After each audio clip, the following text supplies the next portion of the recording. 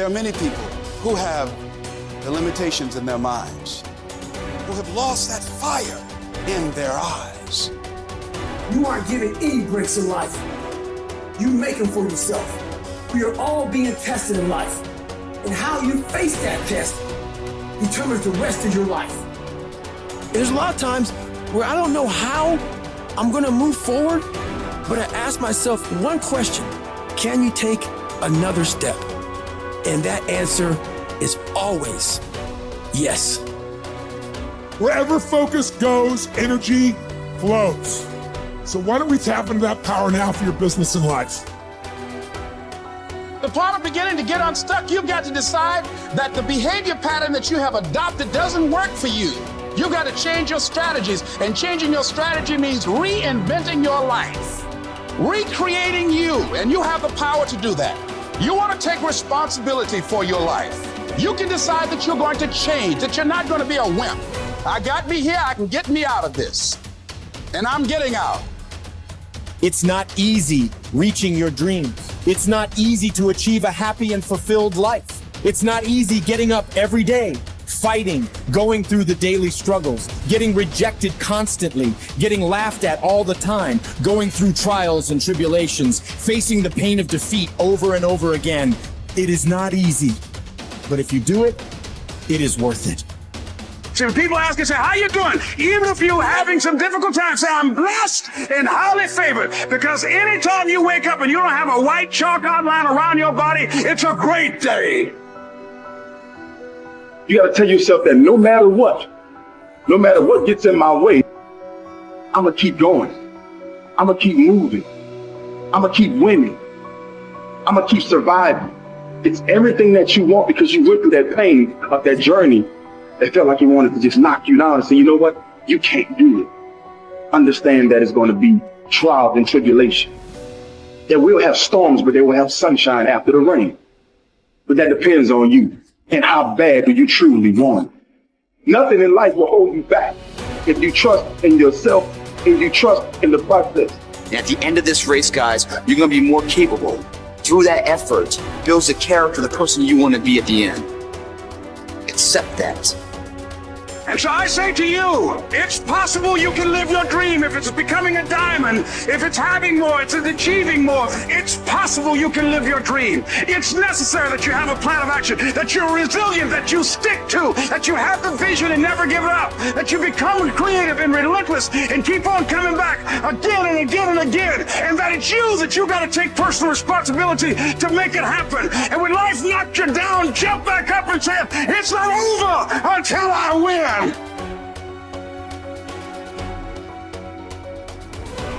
What does success look like?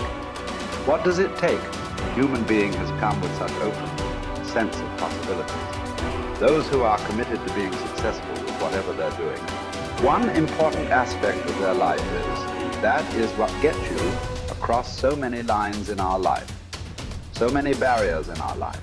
This happened in your school, maybe later in your university, later in your work. It's happening to people, maybe not everyone, but to a whole lot of people. Their commitment to success is weak. They want to succeed. They will take 3 steps, then something little interesting happens here.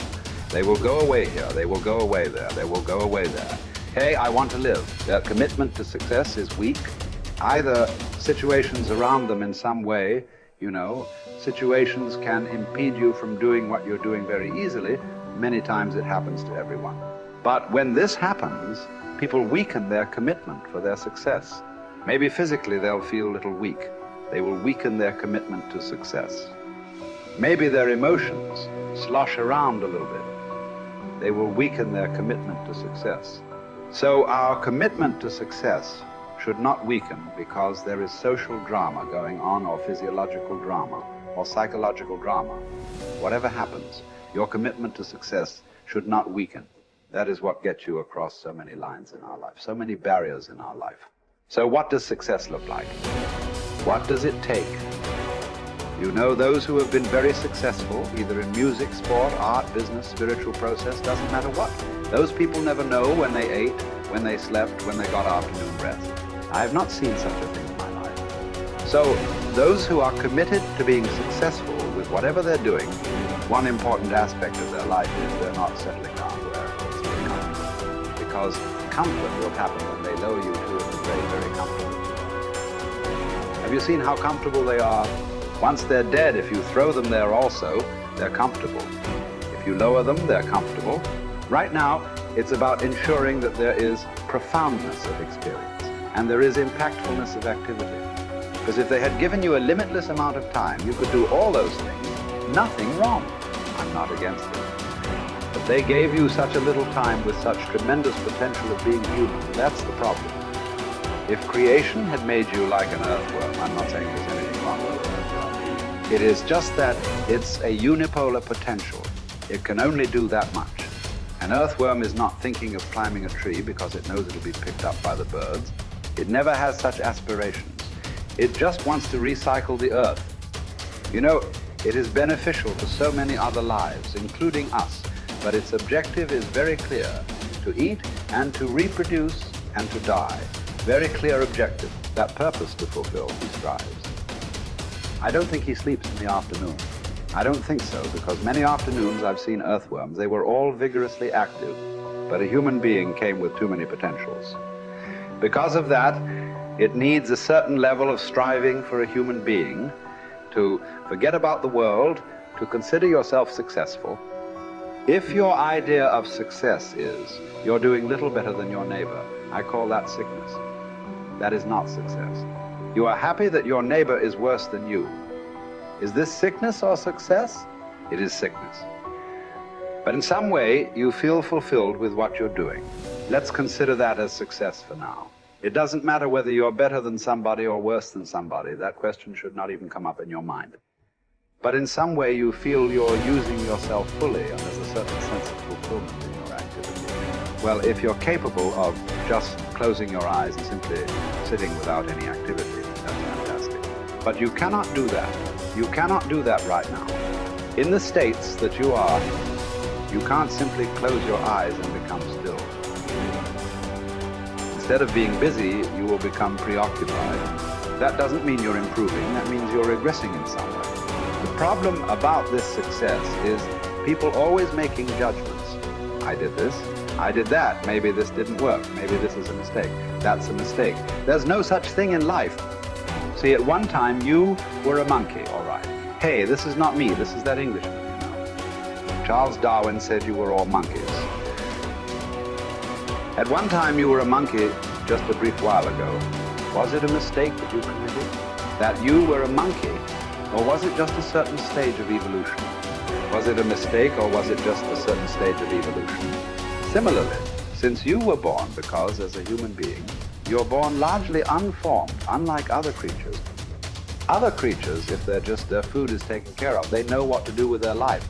Because human being has come with such open sense of possibilities. You come unformed. You don't come fixed. You have to fix yourself. Different people throw different types of balls at you. From all over, your parents, your teachers, the school, the neighbors, and society and the world throws all kinds of things at you. To gather all this muck and make something worthwhile out of yourself is your business. That's your success. It doesn't matter whether somebody thinks you're worthwhile or not. You feel you are a worthwhile life. Good enough for now. World may not recognize. It doesn't matter. But you know you are worthwhile.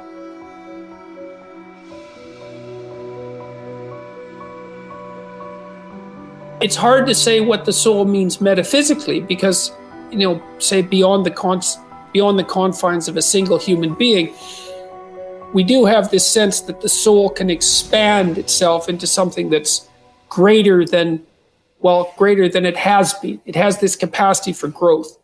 And we do have the sense that the soul can expand itself to the point where it's enlightened, for lack of a better word, that it's working as efficiently as possible to transform everything that's unnecessarily painful and malevolent about the world into what's positive and good.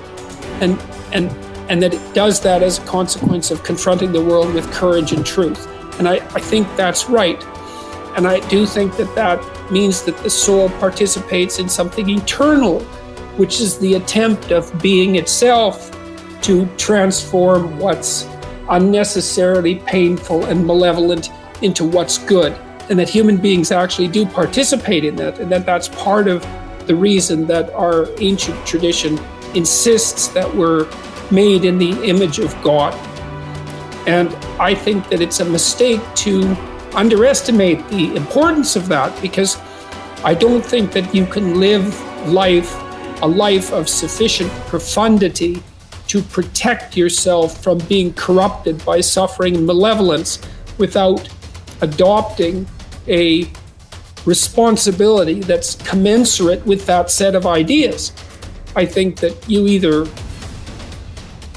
orient yourself upward, to the star above the horizon, and try desperately to improve the structure of being, or you work at counter purposes to it and make things worse. I don't think there's a middle ground. In fact, to the degree there is a middle ground, it tilts towards the negative, because people who try to occupy the middle ground generally try to accrue the benefit, let's say, without adopting any of the risk. And that's not acceptable, not helpful. So that's a soul to me.